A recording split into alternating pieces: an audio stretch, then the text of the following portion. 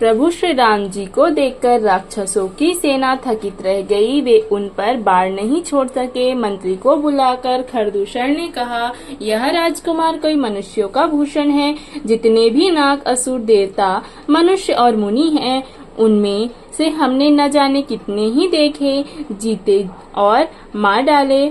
पर ये सब भाइयों सुनो, हमने जन्म भर में ऐसी सुंदरता कहीं नहीं देखी। यद्यपि इन्होंने हमारी बहन को कुरूप कर दिया, तथापि ये अनुपम पुरुष वध करने योग्य नहीं है। छिपाई हुई अपनी स्त्री हमें तुरंत दे दो और दोनों भाई जीते जी घर लौट जाओ। मेरा यह कथन तुम लोग उसे सुनाओ और उसका वचन सुनकर शीघ्र आओ। दूतों ने जाकर यह संदेश श्री रामचंद्र जी से कहा। उसे सुनते ही श्री रामचंद्र जी मुस्कुराकर बोले, हम क्षत्रिय हैं, वन में शिकार करते हैं और तुम्हारे सरीखे दुष्ट पशुओं को तो ढूंढते ही फिरते हैं। हम बलवान शत्रु को देखकर नहीं डरते, अर्थात लड़ने को आवे तो एक बार तो हम काल से भी लड़ सकते हैं। यद्यपि हम मनुष्य हैं, परंतु दैत्य कुल का नाश करने वाले और मुनियों की रक्षा करने वाले हैं। हम बालक हैं, परंतु हैं दुष्टों को दंड देने वाले। यदि बल न हो तो घर लौट जाओ। संग्राम में पीठ दिखाने वाले किसी को मैं नहीं मारता। रण में चढ़ आकर कपट चतुराई करना और शत्रु पर कृपा करना अर्थात दया दिखाना तो बड़ी भारी कायरता है। दूतों ने लौटकर तुरंत सब बातें कही, जिन्हें सुनकर खरदूषण का हृदय अत्यंत जल उठा।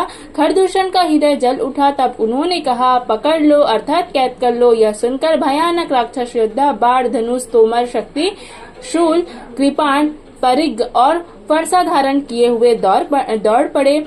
प्रभु श्री राम जी ने पहले धनुष का बड़ा कठोर घोर और भयानक टंकार किया, जिसे सुनकर राक्षस बहरे और व्याकुल हो गए। उस समय उन्हें कुछ भी होश न रहा। फिर वे शत्रु को बलवान जानकर सावधान होकर दौड़े और श्री रामचंद्र जी के ऊपर बहुत प्रकार से अस्त्र शस्त्र बरसाने लगे।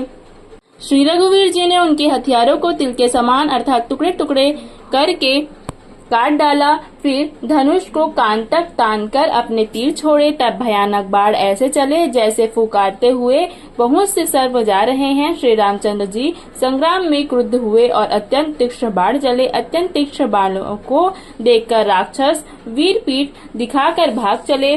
तब खरदूषण और त्रिशिरा तीनों भाई क्रुद्ध होकर बोले, जो रण से भागकर जाएगा उसका हम अपने हाथों से वध कर देंगे।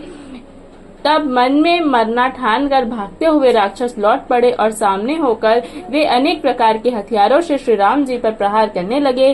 शत्रु को अत्यंत कुपित जानकर प्रभु ने धनुष पर बाण चढ़ाकर बहुत से बाण छोड़े, जिन